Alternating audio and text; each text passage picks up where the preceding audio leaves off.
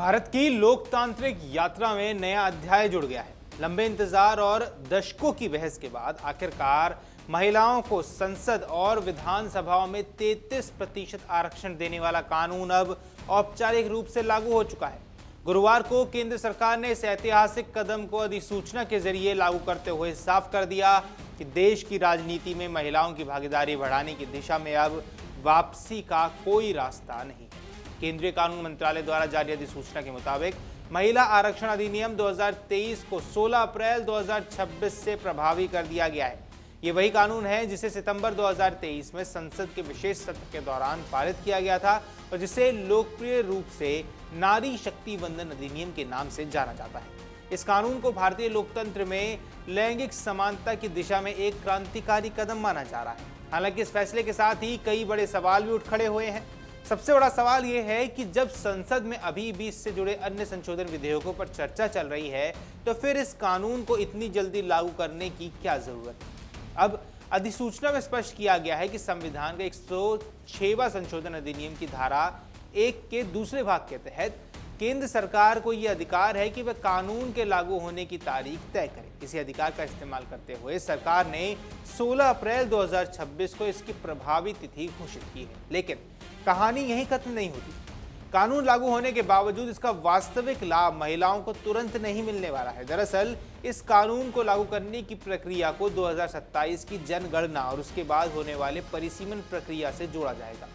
इसका सीधा मतलब ये है कि महिलाओं को आरक्षण का फायदा 2029 के आम चुनावों से पहले मिल पाना संभव नहीं है। ये स्थिति अपने आप में दिलचस्प विरोधाभास पेश करती है। एक तरफ सरकार इस कानून को लागू करने की घोषणा कर रही है, वहीं दूसरी तरफ यह भी साफ है कि मौजूदा लोकसभा या वर्तमान विधानसभाओं में इसका कोई तत्काल प्रभाव नहीं पड़ेगा। अधिकारियों की माने तो जब तक नई जनगणना के आधार पर सीटों का पुनर्निर्धारण यानी परिसीमन नहीं होता है, तब तक आरक्षण लागू करना तकनीकी रूप से संभव नहीं है। इसी संदर्भ में संसद में इस समय 3 अहम विधेयकों पर चर्चा चल रही है। संविधान का 131वां संशोधन विधेयक 2026, परिसीमन संशोधक विधेयक 2026 और केंद्र शासित प्रदेश कानून संशोधन विधेयक 2026। इन विधेयकों का उद्देश्य न सिर्फ महिला आरक्षण को लागू करने की प्रक्रिया को स्पष्ट करना है, बल्कि देश की चुनावी संरचना में व्यापक बदलाव लाना भी है। इन प्रस्तावित बदलावों में सबसे बड़ा बदलाव लोकसभा की सीटों की संख्या को बढ़ाकर 850 करने का है। वर्तमान में लोकसभा में 543 सीटें हैं, लेकिन जनसंख्या में वृद्धि और प्रतिनिधित्व को संतुलित करने के लिए सीटों की संख्या बढ़ाने का प्रस्ताव रखा गया है। परिसीमन विधेयक के तहत जनसंख्या की परिभाषा में भी बदलाव किया जाएगा ताकि 2011 की जनगणना को आधार बनाया जा सके। इस पूरे मुद्दे पर राजनीतिक बहस भी तेज हुई है। जहां एक ओर सरकार इसे महिलाओं को उनका हक देने की दिशा में ऐतिहासिक कदम बताती है, वहीं दूसरी ओर विपक्ष और कुछ क्षेत्रीय दल इसके समय और क्रियान्वयन को लेकर सवाल उठा रहे हैं। लोकसभा में इस मुद्दे पर बोलते हुए पीएम नरेंद्र मोदी ने भावनात्मक अंदाज में कहा कि ये सिर्फ एक कानून नहीं बल्कि एक प्रायश्चित है। उन्होंने कहा, हम भ्रम में ना रहें, हम अहंकार में ना रहें।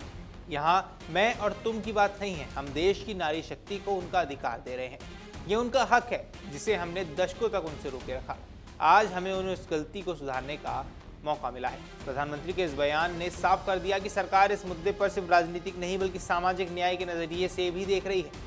उनका कहना था कि महिलाओं की भागीदारी के बिना लोकतंत्र अधूरा है और ये कानून उस अधूरेपन को दूर करने की दिशा में एक मजबूत कदम है। वहीं गृह मंत्री अमित शाह ने उन आशंकाओं को खारिज करते हुए कोशिश की है कि जिनमें यह कहा जा रहा था कि परिसीमन के बाद दक्षिण भारत के राज्यों की सीटें कम हो सकती हैं।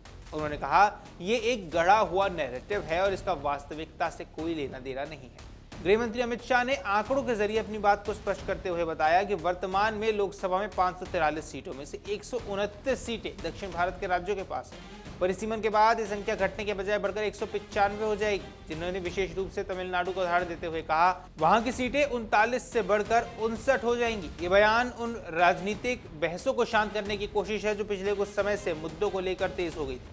दक्षिण भारत के कई नेताओं ने आशंका जताई कि जनसंख्या के आधार पर होने वाला परिसीमन उनके राज्यों को राजनीतिक रूप से कम कर सकता है। कुल मिलाकर महिला आरक्षण कानून का लागू होना एक ऐतिहासिक कदम जरूर है, लेकिन इसके प्रभावी क्रियान्वयन की राह अभी भी कई चरणों से होकर गुजरती है। जनगणना, परिसीमन और फिर चुनावी प्रक्रिया, इन सभी के बाद ही ये कानून जमीन पर नजर आएगा। फिलहाल ये कानून एक मजबूत राजनीतिक और सामाजिक संदेश देता है कि भारत अब महिलाओं की भागीदारी को लेकर गंभीर है, लेकिन असली परीक्षा 2029 में होगी, जब ये देखा जाएगा कि क्या ये ऐतिहासिक कदम वास्तव में भारतीय राजनीति की तस्वीर बदल पाता है या नहीं। अगर आप ये वीडियो YouTube पर देख रहे हैं तो हमारे चैनल को सब्सक्राइब कर बेल आइकन दबाएं और Facebook पर देख रहे हैं तो हमारे पेज को लाइक करें।